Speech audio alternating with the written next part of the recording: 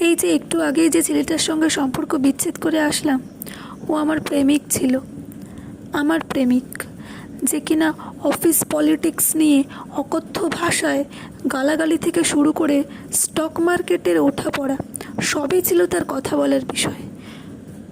কখনো বা আমার ইউজলেস প্রফেশন, কখনো বা আমার ইউজলেস ড্রেস কোড, কিছুই তার চোখ থেকে বাদ যায় না।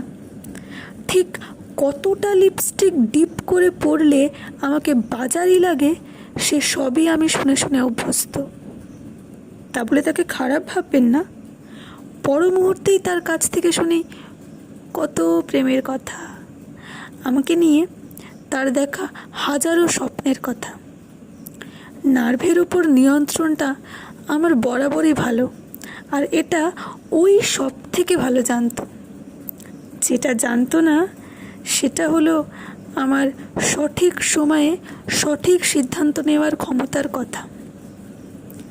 জীবনে স্বপ্ন পূরণের খিদেটা প্রেমের খিদের চেয়ে অনেকটা বেশি মনে হলো। আর কি, এগিয়ে চললাম।